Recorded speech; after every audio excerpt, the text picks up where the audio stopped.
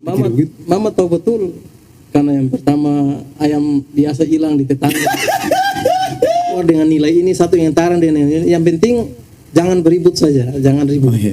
Bercerita baik-baik. Tawaran terbesar yang kamu masih ingat sampai sekarang? Yang paling bagus? Yang paling bagus itu dia kasih map coklat, tidak terlalu banyak, sekitar 85 juta. Orang tua mau ukur dulu, mau sekolah betul-betul ke bermain. Mari diskusi, Bercerita bebas, bercerita santai, tukar pendapat, habar sua. jangan tegang, bilang di sini. Moderator SWA. Oke, malam ini moderator SWA tong kedatangan tamu, salah satu pemuda inspirasi di Kabupaten Kepulauan Sula yang ketong sing sangka-sangka bahwa sampai hari ini beliau menjadi salah satu dosen di kampus di Kabupaten Kepulauan Sula. Itu Bapak Sahrul Takim, aktivis himpunan mahasiswa Islam. Nah, Abang Ul, Ya, apa kabar? baik. Coba Abang cerita sedikit soal apa perjalanan Abang. Kalau beta sekolah dasarnya pertama di Una, salah satu desa yang terpencil di bagian Sulawesi Barat. Di situ beta memulai ke sekolah dasar, selesai tamat hampir terancam juga disuruh istirahat Dari orang tua. dari orang tua, Itu faktor apa sampai diminta istirahat? karena memang ya anak banyak juga, makanya semua bakurebe siapa yang sekolah beta sempat terancam. Oh, jadi dalam rumah ada berapa saudara? Tong dalam rumah tuh hampir 8, semua punya aspirasi tinggi semua. Abang Ul yang keberapa? Beta tuh yang kelima. Disuruh istirahat pada saat lulus SD. Lulus SD, keinginan mau lanjut SMP di Sanana. Pader bilang uang itu tong SMP PT begitu saja. Ini kan waktu itu kalau di tahun-tahun berapa tuh? 2000, Tahun 2001. 2001 kan SMP ada di Sulawesi Barat, SMP Kabau, dan banyak juga anak-anak ONA yang sekolah di sana. Kenapa Kakak Ul memilih mau hijrah ke kota? Untuk gaya-gayaan atau bagaimana? Bukan, saat itu memang beta Mader ini punya profilnya ustazah. Jadi dia bilang kalau SD itu sekolah umum, SMP itu ambil sekolah agama lagi biar akhlak itu baik sedikit. Oh, supaya mengikuti mama pengajar. Karena memang mama melihat ada sisi rawan sedikit dari beta. Makanya orang tua juga doktrin, saya harus sekolah agama, kalau tidak ada bahaya. Rawan ini biasanya kalau ada kenakalan remaja, tapi ini kan belum masuk remaja nih, masih anak-anak. Dia pun letak nakal sampai mama. Mama tahu betul karena yang pertama ayam biasa hilang di tetangga. Itu bukan faktor, itu potensi sekali itu jika kalau masuk sekolah agama terus. Mama baca betul keadaan. Beta sempat bersyukur lagi. Selain dari ayam apa lagi? Ulan sama buah ketong ini nih pernah tinggal di tinggal di atas pohon. Ikan julung sih enggak? Karena di Ona sana kan identik dengan perahu apa nelayan jiup itu rurehe orang Sula bilang. Jadi setiap kali mama datang tuh mama cabrak karena kasus. Iya, kasus. Orang setiap hari datang di rumah saya bawa informasi lain. Anak ini ambil lumpung lansa. No, anak ini ayam hilang. Tamang-tamang yang biasa ajak kerjasama kenakalan begitu, sahabat. Kalau masih itu ingat mati. Karena barang itu konsolidasi itu masih itu. salah satunya siapa Karbit juga orang Sulawesi Barat pasti kenal. Namanya mau di IPA saat ini dia di case Bang Pol ini. Jadi bikin dia jiwa intelijen salah dia tuh pencuri ayam juga dulu. Ya. Aneh itu rusak. Aneh itu yang hampir kesancur itu masa lalu aneh itu. Sebenarnya beta nih orang baik-baik sebenarnya. Iya. Terus cuma aneh itu dia bilang barang ini kalau pencuri ini enak. Ternyata setelah beta coba barang enak juga. Tapi sekarang kan kamu dua semua Kakak Ule di posisi yang agak strategis. Terus abang yang tadi juga di posisi yang memang enak. Beta berharap jangan budaya yang tadi kamu bawa sampai kemari itu bahaya sekali. Oh, terada memang kan sekolah agama. Iya. Nah, terus bisa sampai lanjut sekolah. Jadi hari itu memang sempat menyesal menangis karena mungkin orang tua lihat kesungguhan mau sekolah. Akhirnya dia bilang, kalau begitu beta mau lihat saya berjalan kaki bisa keseng. Jadi beta pisanana tuh untuk sekolah, lanjut sekolah tuh lewat Gunung Wailau, turun di Wailau baru kemudian berjalan kaki ulang dari Wailau pisanana. Karena waktu itu transportasi Sulit dan ya orang tua mau ukur dulu, saya mau sekolah betul-betul ke bermain. Kalau betul coba saya berjalan kaki di sanana. Akhirnya beta dengan laki-laki pencuri ayam tersebut. Oh sama-sama juga. Sama-sama. Sepanjang jalan jangan sampai ada bubuhan yang memang kebun ada. Pasti. Pantau. Dalam perjalanan sasaran pertama coklat. Karena jalan Una sanana tuh hanya lewat coklat. Oh, jadi memang ketua yang perlu bekal. Beta ke teman bilang jangan bawa bekal di sana. Siapa Alam teratur memang. Jadi kamu bus saja yang ke Sanana atau ada dengan keluarga? Sebenarnya ada teman-teman, bukan yang hari itu ke Sanana tuh ketua yang berniat untuk sekolah saja, termasuk dia. Kemudian ada satu namanya Kamarudin, sama-sama dari Ono juga. Sama-sama dari Ono juga. Dia mengakhiri di karir SMA dan saat ini dia berprofesi tukang. Tung tiga itu yang berjalan nekat. Jadi semangat karena sekolah saja, naik Ona turun Wailau, sampai Wailau berjalan ke Asusanana, baru kemudian mulai berdaftar. Dari situ baru papa bilang kalau begitu Tompi mendaftar. Jadi papa tunggu di Sanana. Papa sudah di Sanana. Papa sudah di Sanana. Jadi almarhum itu dia mau ukur ketong memang luar biasa. Dia harus lihat dulu ketong pengorbanan sejauh mana. Dari 3 orang yang berjalan tadi, daftar satu sekolah atau berbeda-beda? Kalau dong tadi itu, Muhdi memilih sekolah di SMP 2 yang saat ini hampir terancam bubar ini. Di mana? Di Waihama, SMP sekarang yang jadi di kompleksnya Haji Mahir. Kemudian Kamarudin, dia melanjutkan di SMP Negeri 1. SMP Negeri 1, kamu sendiri di? Sanawiyah. Beta harus memilih Sanawiyah. Kan itu mama keinginan. Jadi beta memulai masuk Sanawiyah dan didaftar tahun 2001 dan sekolah sampai selesai tahun 2004. Ternyata beta pikir masuk Sanawiyah nih dapat teman-teman yang baik-baik. Padahal di Sanawiyah nih ternyata beta juga hampir tara jelas beta ke akhir studi nih.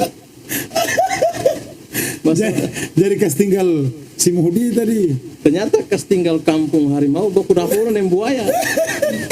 Jadi sama juga. Ternyata di Sanawiyah tuh beta pe masa studi itu termasuk terancam juga karena dari 34 siswa kelas 1A itu beta peringkat ke 31 dari ketua yang 4 orang yang nakal itu. Jadi beta masih alhamdulillah 31 tapi urutan yang sisa itu dong 3 sudah tuh. Pernah tertinggal 10 kasih? Oh kalau tertinggal kelas. Cuma kalau entah bagaimana Tuhan sempat bantu sedikit. Kalau saya memang beta hampir berpikir bahwa beta sampai lulus SMA tuh dalam keadaan antara layak memang. Di Sanawiyah tuh ada kesalahan yang guru hukum yang masih tak ingat sampai sekarang kan? Yang paling saat ini tuh guru yang beta ingat di perbuatan sekali itu di nama Pak Ridwan Somo. Itu Pak Enong itu. 3 tahun di Sanawiyah tuh pernah dapat peringkat yang bagus-bagus sedikit. Beta peringkat 31 dari selama 3 tahun. Iya, dari 34 siswa. Sampai 3 tahun selesai memang kalau SD sampai SMP memang beta rusak memang. Itulah dari Sanawiyah lanjut di. Ya, setelah masuk saya lanjut lagi ke mau memilih SMA. Cuma saat itu mama kasih pertimbangan lagi. Dilihat dari kau punya tabiat ini belum bisa sekolah umum. Belum ada kepercayaan itu. Belum ada kepercayaan. Saya sampai sebelum meninggal dunia, ibu saya tuh bahkan membaca Al-Fatihah di depannya saya masih salah. Jadi saya mencoba mengurung niat karena berprinsip orang tua menginginkan yang terbaik. Akhirnya masuk Alia. Alhamdulillah di Alia dunia saya mulai berbeda di situ. Saya mulai bertemu dengan teman yang dapat membawa saya sedikit membaik. Saat itu saya berteman dengan satu teman namanya Rifai Pahoda. Alhamdulillah dia saat ini mudah-mudahan dia bisa mendengar atau menonton penyampaian saya. Hari ini dia yang sempat membuat masa suram saya tuh kembali cerah. Karena di Alia itulah saya mulai belajar dari dia, kemudian banyak mengkonsumsi literasi buku-buku yang ada dari dia.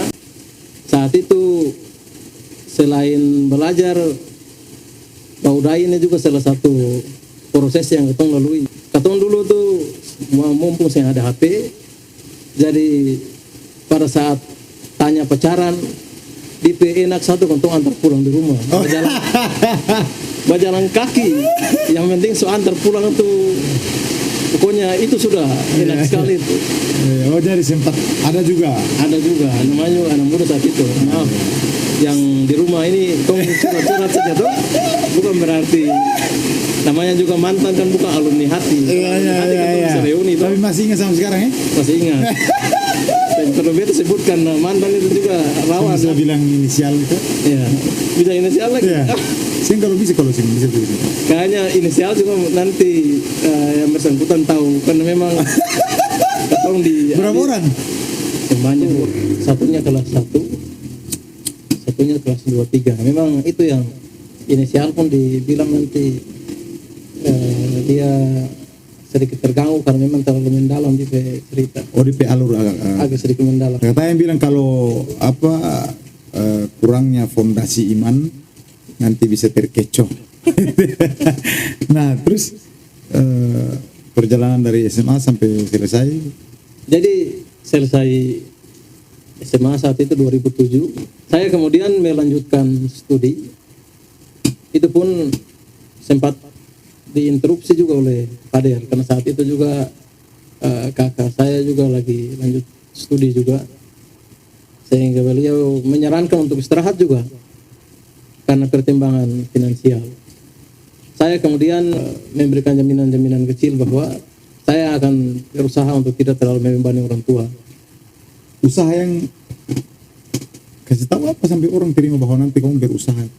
Apa yang kamu mau bikin waktu itu? Jadi saat itu rela mau terancam ojek ya ojek. Kemudian itu saya lakukan. Bahkan saya memulai kuliah dengan pulang kampung dan ambil coklat di Wailau. Jadi di Wailau itu kan gunung tuh, dari naik Una naik sampai di puncak, turun lagi ke Wailau. Jadi coklatnya ada di Wailau. Karena saking setengah mati, saya berpikir bahwa hidup ini harus butuh keseriusan.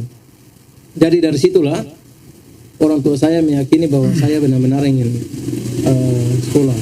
Jadi di situ pertama kali saya ambil coklat karena memang itulah jaminan yang saya lakukan ke berapa banyak waktu itu sekitar hampir 1 karung 50 itu ketika sudah kering. Sudah kering. Jadi berdarah-darah perjuangan itu. Waktu akhirnya, itu ingin kuliah di sini atau sebenarnya tempat lain?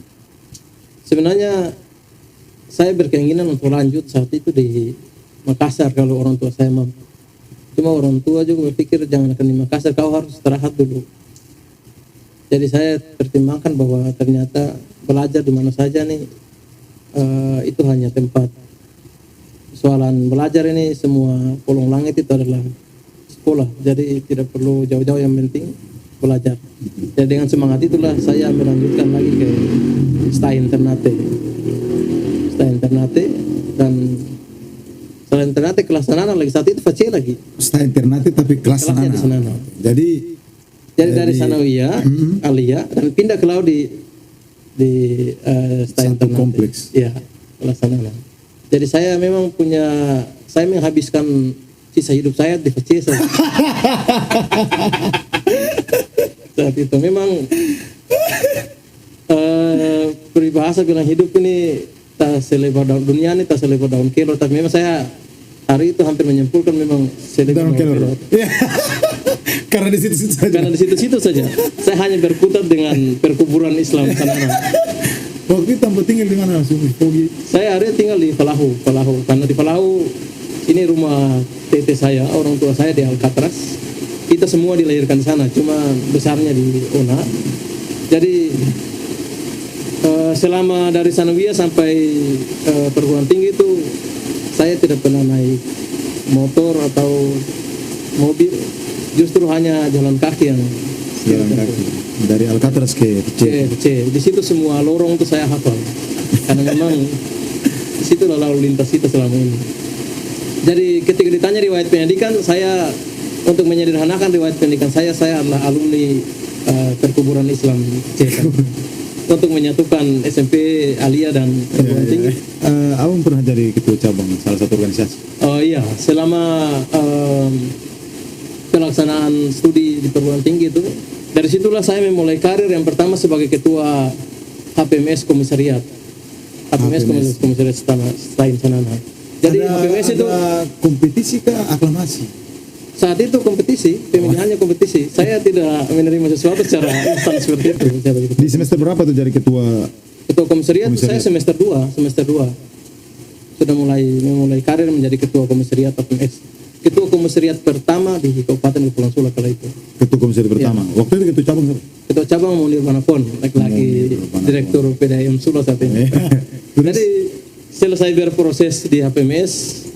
Di HPMS kan organisasi paguyuban. Kalau organisasi nasional kala itu saya ikut training himpunan mahasiswa Islam.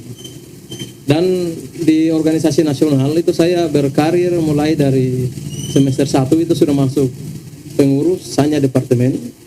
Kemudian pada semester 3 saya karena kandidat saya menang ketua komisariat, saya jadi sekretaris bidang perguruan tinggi dan kemahasiswaan. Setelah itu pemilihan ketua cabang kandidat saya menang lagi. Saat itu ketua cabangnya itu adalah Isra Bomona yang saat ini sudah menjadi sau saya nih. Iya. Saya kemudian diangkat juga menjadi sekretaris bidang PTKP lagi cabang. Setelah itu ketua cabang berikutnya saya menang lagi. Ketua cabangnya tuh Irman Banapon, laki-laki gagah dari Belo. Kemudian saya menjadi saya sudah menjadi sekretaris umum pada itu. Sekretaris umum cabang. Kemudian berikutnya saya mencoba beranikan diri untuk bertarung melawan 3 figur, 2 perempuan, 1 laki-laki. Kebetulan laki-laki kita sama-sama dari Sulawesi Barat. Akhirnya anggota tidak tertarik sama dia karena Sulawesi Barat saat itu yang gagal saya sendiri. Sama waktu itu yang disenggagan tuh. Nah itu terlama kalau bilang beliau senggaga nanti beliau marah. Namanya Mulis Tamika. Beliau itu laki-laki. Beliau itu senior sensasional. Dia senior saya, cuma karena sensasinya banyak, dia kurang diminati kala itu. Setelah jadi ketua-ketua kecil itu, mulai dari ketua kecil terus jadi sekretaris kecil sampai sekretaris yang besar, di rumah ada yang rasa percaya sangat kuat di kamu suara dari orang tua yang awalnya dong ragu sekali tadi. Ya alhamdulillah semenjak semester 2 tuh orang tua sudah mulai merasa bahwa apa yang saya sampaikan bukan main-main, karena saat itu saya hampir menyelesaikan studi itu tanpa ada bantuan biaya yang berlebih karena saya mendapat beasiswa langsung. Karena kesibukan saya akhirnya perguruan tinggi juga sempat memikirkan itu. Tapi terlepas dari itu juga kakak saya juga cukup luar biasa memberikan semangat bantuan makan pembiayaan. Jadi dari segi finansial sudah bisa diatasi. Ada yang bantu-bantu ya. Jadi Fadir sudah tidak terlalu khawatir. Jadi pengurus HPMS terus jadi pengurus HMI dan ketua cabang juga. Di masa Abang Ulul itu ada pergerakan yang masih berkesan sampai sekarang, masih ingat sampai sekarang. Ya kalau di masa saya tuh pekerjaan saya selain internal ya kajian dan belajar. Kerja saya di luar cuma demo saja. Jadi saya kala itu bahkan orang yang paling dibenci oleh pemerintah daerah termasuk yang punya fasilitas ini. Beliau di masa itu sangat membenci saya. Oh iya, begitu. Dia anti sekali. Anti sekali. Saya sih berprinsip mereka yang tidak ingin perubahan pasti membenci saya karena memang mempertahankan status quo. Ketangkap juga hari ini nih, aku ungkap ini. Tapi saya saat itu berniat bahwa saya tidak akan menjawab mereka dengan perkataan, tapi suatu saat mereka akan tahu bahwa niat saya ini tulus. Dan akhirnya sampai saat ini beliau kembali mengagumi saya. Tapi sayangnya beliau sadar ketika dia mulai tidak terpakai lagi. Itulah. Astaga. Saya sih merasa kenapa proses begitu, demonstrasi yang berjalan Jadi yang paling berkesan selama saya beraktivis itu ketika proses ilegal logging, kemudian pengangkatan ASN yang tidak sesuai dengan ketentuan. Yang berikut juga ada beberapa kasus indikasi korupsi jalan, jembatan, bahkan juga Tapi di tahun itu bukan tahun sekarang tuh? bukan. Jadi di masa lalu di masa pemerintahan awal. Jadi kala itu saya orang pertama yang hampir disayang Tuhan lah. Kalau tidak saya sudah almarhum kala itu. Karena saat itu bupatinya tuh Ahmad Hidayat Mus. Saya juga sempat menyesal saat ini kenapa bisa mengambil langkah segila itu. Ketika selesai paripurna itu kan mobilnya dengan kecepatan tinggi. Saya memilih tahan bendera HPMS lalu tidur di jalan menghalangi menghalangi mobil yang lewat. Kala itu entah mobil yang ditumpangi oleh bupati. Entah apa yang saya pikirkan saat itu, mungkin nyawa ini sudah tidak berarti atau seperti apa. Saya saat ini malah menyesal. Kenapa hanya sosok beliau saya ingin mati gitu. Tapi kalau itu kecintaan saya terhadap negeri ini tinggi sekali. Bahkan saya tidak berpikir bahwa suatu saat saya akan seperti ini. Sehingga saya berpikir mungkin nyawa saya saat itu terlalu murah. Akhirnya saya sumbangkan seperti itu. Tidur di jalan yang kecepatan Dan sekarang menyesal. Dan sekarang saya berpikir hanya dengan masalah itu lalu saya mati begitu saja kan. Kira-kira seperti apa nih masa depan negeri ini kalau saya sudah mati nih. Saya pikir bukan cuma saya saja yang rugi, tapi termasuk Bapak Mail sudah juga rugi. Saya hari itu bagaimana. Hari ini bisa duduk di sini berarti. Bisa duduk di sini. Kuliah berapa lama? Saya kuliah sekitar 5 tahun. Karena memang itu khusus yang normal lah gitu ya? Sudah tidak normal. Karena memang seperti itulah masa aktivis sehingga kita terlena sampai menyelesaikan studi terlambat studi akhir. Saya sempat kelewatan satu angkatan karena terlena dengan masalah di daerah nih. Tapi kalau itu yang terpikir hanya bagaimana terlena sama masalah di daerah atau karena nilai error. Iya, kalau saya tuh selama beraktivis itu tidak pernah meninggalkan proses perkuliahan. Bahkan tapi di depan kamera gue bilang begini. Tapi dosen-dosen saya tuh pada paham semua. Mereka juga pun latar belakang aktivis. Ketika pas momentum aksi saya minta izin duluan. Oh, gitu. Pas saya mau mengajari pemerintah dulu berkuliah, saya kasih kuliah pemerintah dulu. Biar Bapak kuliah, saya di sini kuliahkan mereka di sini, saya kuliahkan mereka di sini. Alhamdulillah ya dosen-dosen juga pengertian. Makanya saya kembali ketika diangkat menjadi dosen, satu hal yang saya tanam itu ketika mahasiswa ingin menyampaikan aspirasi di jalan, orang pertama yang memberikan izin itulah saya. Tapi menurut apa teman-teman mahasiswa yang pernah diskusi dengan beta, katanya Bapak Ul agak keras juga ketika mahasiswa mau lakukan pergerakan yang kecil-kecil di kampus kah, di luar kah? Itu sudah mulai fitnah. Itu hoax betul. Oh, itu hoax itu. Dipastikan kalau saya tahu orangnya pasti saya akan memberikan teguran keras. Nah, jadi dosen di tahun berapa? Saya awalnya wisuda itu pada tahun 2012. Kemudian saat itu saya sempat istirahat 1 tahun karena menjadi ketua umum HMI cabang Senana. Di tahun 2013 itu saya mulai dipanggil untuk bantu-bantu tenaga administrasi di sana sambil mengurusi persiapan karena saat itu kita lagi pas tahun 2010 saya juga terlepas menjadi mahasiswa membantu para orang tua kita untuk mendirikan perguruan tinggi di STI Bogo Salam Sula, Maluku Utara.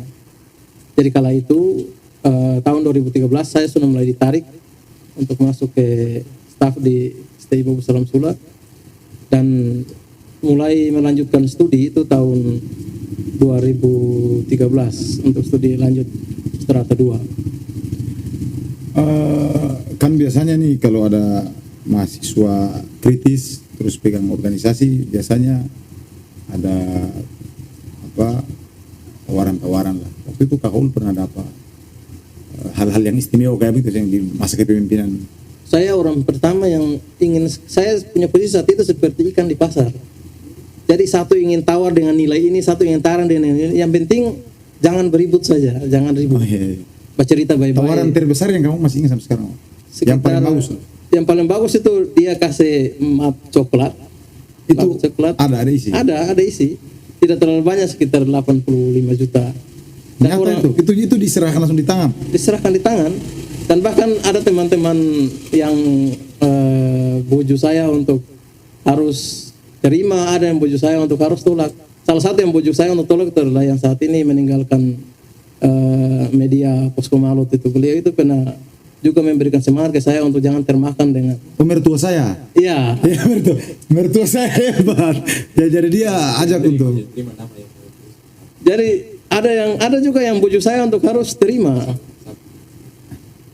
Saya bilang inisialnya saja karena nanti beliau nanti dia nanti pikir apa namanya saya mengumbar namanya di sini.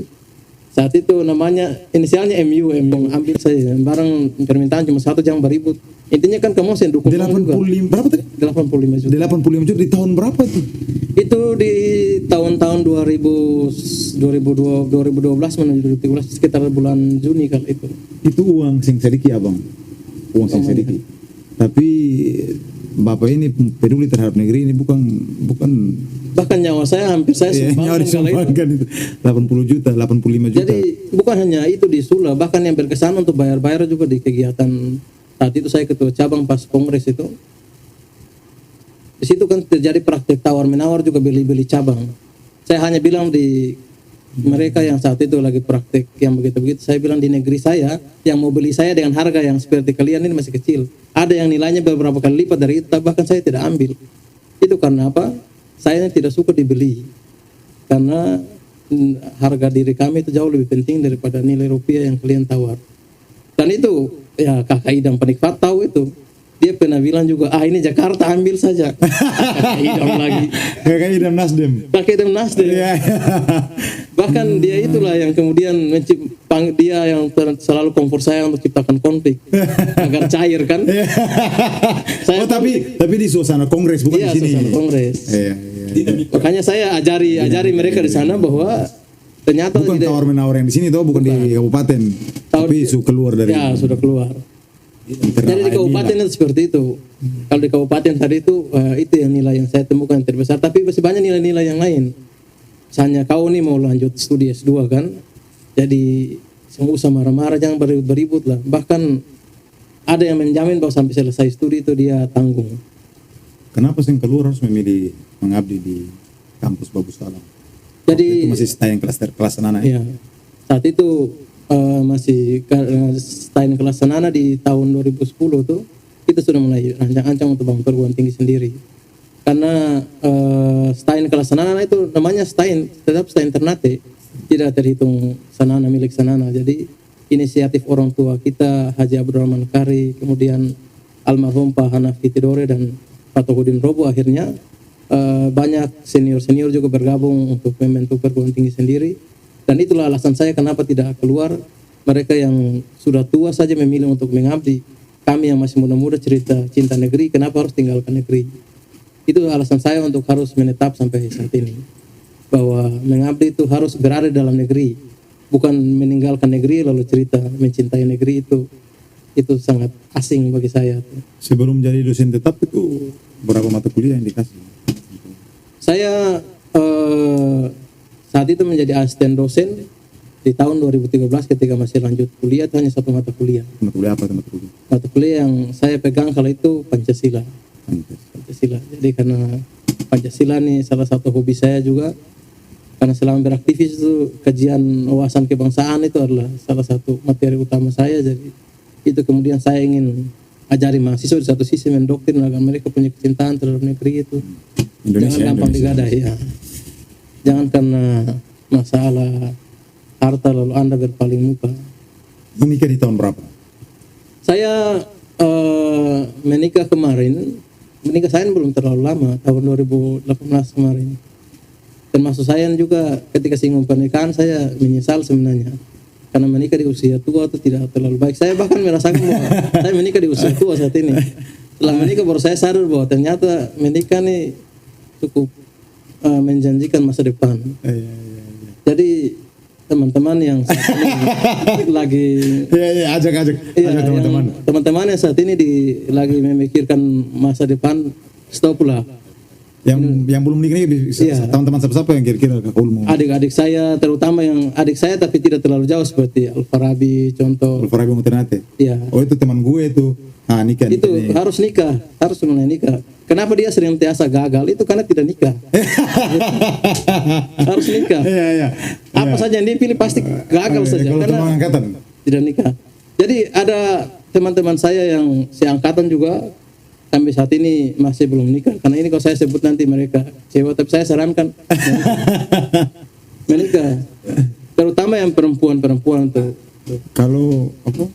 Lihat dari perjalanan Kak Ul tadi, dari SD sampai SMP itu kan penuh dengan apa nasihat dari orang tua untuk pendidikan diutamakan. Ya. Di kondisi saat ini apa dengan karakter anak-anak yang di zaman digitalisasi, kira-kira terapan pendidikan apa yang paling cocok untuk Kepulauan Sula ini? Jadi sebenarnya untuk pendidikan di Kepulauan Sula nih kita menggunakan pendekatan juga pendekatan kultur kesulaan. Kita tidak bisa menggunakan pendekatan, kalau menurut saya ya, tidak bisa menggunakan kultur kejawaan. Karena kita nih generasi sagu, bukan keju, begitu. Generasi sagu, model pendidikannya juga harus agak keras. Bisa lihat sagu itu kalau sagu itu kan berduri.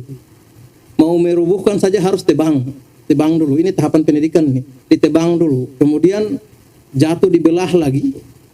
Belum sampai di situ. Setelah dibelah dicincang dulu, dicincang sampai halus, itu yang disebut kewa tuh. Kewa itu bukan sampai belum dapat hasil juga, walaupun sudah jadi kewa tuh. Ternyata kewa nanti diremas lagi. Pasti Muhammad Naif pun tahu caranya. Jadi pengusaha sagu. Iya, pengusaha sagu. Salah satu pengusaha sagu di Kabupaten Kepulauan Sula itu kakak saya Muhammad Naipon.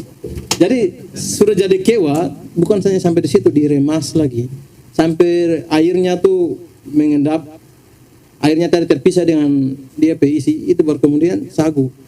Sudah halus seperti itu, ternyata belum cukup untuk menuai hasil yang baik. Harus disiram lagi, tapi bukan pakai air dingin, air panas. Baru mendapat hasilnya. Itulah pendidikan di Sula. Pendidikan ala sagu, mestinya agak keras. Coba kalian bandingkan, walaupun ini bertentangan dengan prinsip pendidikan di luar daerah, pendidikan tanpa kekerasan. Tapi menurut saya pendidikan tanpa kekerasan itu bukan pendidikan tanpa hukuman. Jadi pendidikan tanpa kekerasan itu yang dimaksudkan adalah tidak boleh ada sentuhan fisik yang berlebihan, tetapi sanksi-sanksi itu penting untuk diberikan, karena sanksi itu juga adalah bagian dari pendidikan. Seperti itu, apalagi kultur kita ini keras. Jadi kita tidak bisa bilang, anak-anak jangan gitu ya. Itu nanti anak-anak naik injak gurung kepala. Karena memang semakin dikasih los-los terus jadi karakternya ini. Sekarang kita buat perbandingan hasil output daripada pendidikan ini. Pendidikan di tahun sebelum saya misalnya, di umur-umur Mailtan mereka lah, senior-senior saya. Itu justru output SD itu hampir sama dengan output SMA saat ini. Apalagi di zaman orang tua dulu-dulu. Itu mereka hanya dengan kapur tulis di papan, hapus itu harus tak ingat dalam kepala. Itu kesannya apa? Kesannya adalah pendidikannya diseriusi sehingga kognitifnya siswa ini aktif. Saat ini siswa yang hampir semua sumber belajarnya ada dalam HP.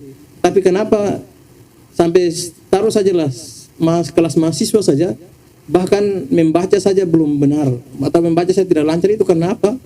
Karena tadi pendidikannya sudah diberi kelonggaran, kemudian pendidikan mulai masuk dengan hak asasi manusia, kemudian yang membatasi ruang gerak guru, akhirnya kultur inilah yang kemudian membuat pendidikan kita di Kepulauan Sula tidak bisa maju. Karena memang kultur kita nih kultur keras, sehingga seharusnya pendidikan pun tidak bisa harus dibarengi sebagaimana di daerah lain. Makanya kalau saya sarankan, setidaknya guru-guru juga harus menyesuaikan dengan karakter kita. Dan bagi orang tua yang tidak mau anaknya diberi hukuman, mendingan ambil sajalah didik di rumah. Itu lebih baik. Kan memang di sekolah harus butuh seperti itu. Untuk kemajuan pendidikan, kira-kira hal apa yang harus dilakukan oleh pemerintah? Ya, kalau hemat beta di Sula nih, apalagi saat ini kan pandemi bangkit kembali ini. Kita di masa pandemi ini banyak hal yang seharusnya harus untuk pendidikan yang harus dipikirkan kembali oleh pemerintah daerah, utamanya menuju misi pendidikan bahagia. Sebenarnya bahagia yang dimaksudkan itu tidak cocok sebenarnya. Jadi seharusnya pendidikan pendidikan kan bukan makhluk hidup lalu harus bahagia. Tapi perlu diingat bahwa untuk pendidikan yang bermutu di era pandemi ini, ada beberapa hal yang saya rekomendasikan kepada pemerintah daerah agar memperhatikan dengan baik. Yang pertama, sistem pembelajaran. Jadi pembelajaran yang kemarin itu sifatnya langsung, manual, saat ini sudah harus dipikirkan formatnya secara baik, utamanya menggunakan sheet, sehingga pembelajaran tadi tidak harus menampung siswa yang banyak. Karena dampak COVID ini salah satunya adalah berkerumun. Yang berikut selain itu juga perlu diperhatikan adalah manajemen pembelajaran daring dan luring ini. Jadi daringnya nih harus juga berjalan secara kontinu, seharusnya juga dibarengi dengan luring. Karena nanti membosankan juga karena fasilitas kita tidak lengkap. Sehingga dijadwalkan untuk daring juga, luring juga. Selain sistem, perlu juga diperhatikanlah kurikulum. Jadi kurikulum di Kepulauan Sula ini kan ketika perubahan dari KTSP ke kurikulum 2013, ini guru-guru kita ini belum dilakukan penataran atau pembekalan, pemantapan. Ini harusnya dibuat oleh Dinas Pendidikan di Sula.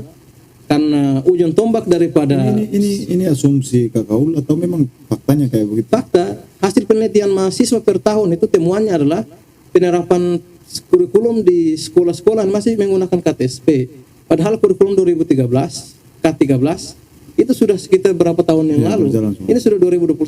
Kalau hitung K13 sudah hampir 8 tahun. Kenapa KTSP masih dipakai? Karena memang belum ada pelatihan-pelatihan, begitu. Sarana yang dipakai.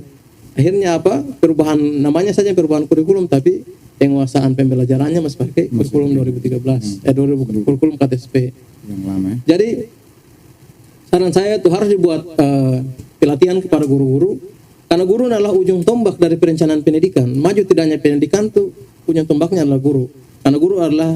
Tapi kalau pelatihan di musim pandemi juga salah-salah lagi. Kan sudah ada webinar. Jadi bisa pakai webinar bisa, tapi kalau dengan kondisi kepulauan yang kayak begini, separuh di Mongole belum lagi sing ada signal di sana. Apakah itu harus memaksakan untuk semua? Kalau bagi saya saat ini kan kalau tidak bisa langsung pertemuan terbatas. Buat apa anggaran kalian buang sebesar 5 miliar untuk kegiatan yang seperti itu? Bisa kenapa pendidikan yang seharusnya menjadi jembatan utama untuk kemajuan daerah? Sekarang kan pemerintah kan masa baru ini kan, pemerintah yang baru kan lagi mau beres-beres, mau penataan kembali apa yang kemarin kurang diperbaiki hari ini.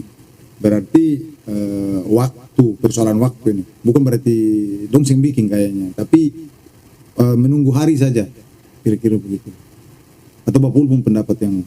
Kalau menurut saya sampai saat kalau bilang dalam sektor pendidikan menunggu hari, seharusnya ada perencanaannya sudah terdengar. Karena kami di kampus itu setiap tahun ada riset mahasiswa, riset dosen yang ada hubungannya dengan masalah pendidikan. Data kami juga lengkap persoalan pendidikan di Sulani. Tantangan yang salah satunya kurikulum, sebagaimana saya sampaikan tadi. Wawasan guru kalau tidak mantap, dipastikan orientasi daripada tujuan pendidikan tidak bisa tercapai. Karena guru adalah ujung tombak dalam pelaksanaan pendidikan. Ini saran ya? Iya, saran. Jadi selain kurikulum, saya juga menyarankan agar sarana-prasarana nih perlu ditingkatkan.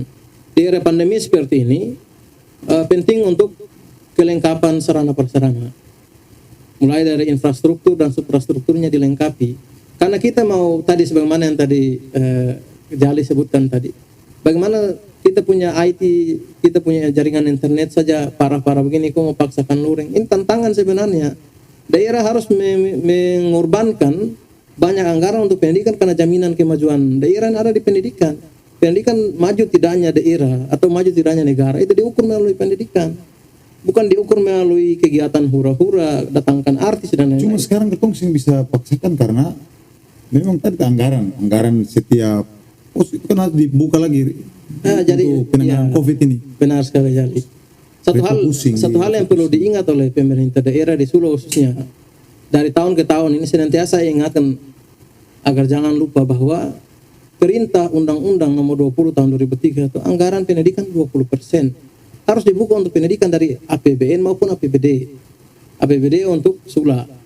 Pertanyaannya adalah selama kabupaten ini sudah tiup lilin sudah 18 kali ini, apakah 20% itu berjalan secara baik atau tidak? Jangan-jangan 10% saya tidak capai. Ini yang kemudian perlu ditegaskan. Seharusnya hal ini tidak perlu lagi diulang-ulang karena memang plotting anggaran itu sudah diperintahkan oleh undang-undang. Jadi untuk alasan refocusing itu baru sekarang. Tapi sebelumnya kan seharusnya dipikirkan. Jadi tantangan untuk pemerintahan baru ini, oke lah, tidak perlu banyak menyalahkan pemerintahan yang kemarin. Ini adalah saran untuk kalian. Karena tanggung jawab pemerintahan harus berbuat, bukan menyalahkan. Karena tanggung jawab pemerintahan adalah melayani masyarakat, bukan lari dari tanggung jawab seperti itu. Jadi kalau kita sebenarnya kalau kita lihat perkembangan pemberitaan berapa kali ini, sebenarnya kayaknya bukan menyalahkan, tapi lebih ke kayak ketika mau buat sesuatu tersendat anggaran kah apakah, kayak rasa sesal saja begitu, bukan menyalahkan, kayaknya sesal saja kenapa harus kayak begini kemarin, kenapa seharusnya barang yang kayak seharusnya ke sini itu yang buat pemberitaan agak. Kalau kita pengamatan kita di luar ini ya, bahwa birokrasi itu ada etika birokrasi. Hal-hal mana yang harus ditelanjangi, hal-hal mana yang tidak perlu. Transparan beda dengan telanjang. Si tayang lagi. Jadi transparan dan telanjang itu beda. Jadi jangan telanjangi lah pemerintah. Dari urusan internal kalian ya harus dikonsumsi oleh kalian. Jangan paksakan dikonsumsi karena publik tidak sepenuhnya menilai bahwa ini adalah si dia yang salah, si dia yang salah. Terutama saya menilai pemerintah daerah itu siapapun dia yang harus bertanggung jawab, termasuk kalian yang saat ini baru terpilih dengan struktur dan kabinet yang saat ini kalian bangga-banggakan untuk bahagia. Kalian bertanggung jawab, begitu. Apapun modelnya, bukan berarti harus bilang tanya saja ke yang dulu, tanya saya, buat apa kalian duduk di situ? Sabar. Penyampaian Bapak Ulu ini misalnya kemarin itu yang terpilih Bapak Ulu punya ayam jago, kira-kira ada kritik yang sedap kayak begini? Pasti. Saya hanya mendampingi mereka untuk jadi, tapi tugas saya tetap di luar. Saya yakin. Saya juga yakin. Kayaknya apa ya orangnya bilang sakitnya tuh di sini makanya dilampiaskan. Tidak juga bukan, sebenarnya. ini bukan pelampiasan ini. Bukan pelampiasan. Saya memang seperti ini dari dulu. Ditawar untuk begini, ditawar untuk begitu. Karena saya sudah memilih dengan jalan saya. Kemudian saya pikir gaya saya seperti ini justru membantu negeri ini dari hal-hal yang kurang baik. Kemudian mengingatkan pemerintah kita untuk lebih baik. Itu bagi saya lebih mulia ketimbang kita masuk dan justru saling menjaga perasaan.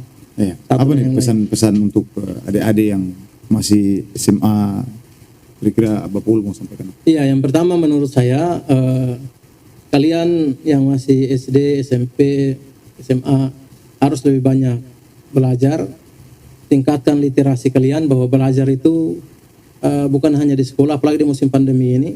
Belajar itu bukan persoalan sekolah, tapi esensi daripada belajar itu adalah di mana saja kita tempat di situ adalah sekolah, dan siapapun orangnya itu adalah guru.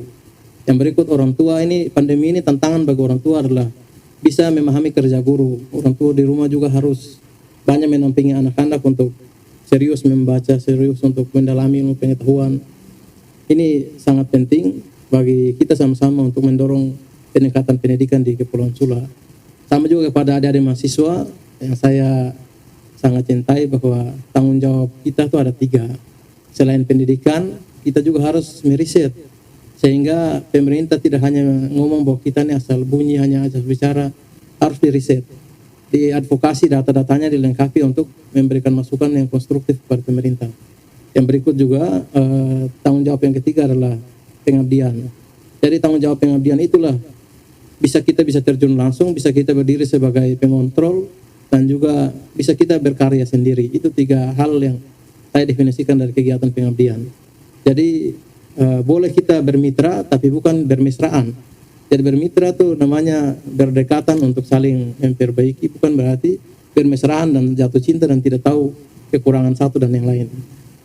Itu pesan-pesan bagi adik-adik sekalian. Bagi yang sedang, ya saya juga berharap untuk peningkatan sumber daya manusia ini penting. Yang melanjutkan studi S2 saat ini adik-adik saya yang saat ini lagi di luar daerah, saya pikir selesaikanlah tepat waktu karena kampus saat ini juga membutuhkan sumber daya manusia yang baru, kemudian keilmuan yang linear, sehingga mata kuliah yang diemban sesuai dengan tuntutan dan keinginan daripada mahasiswa itu sendiri.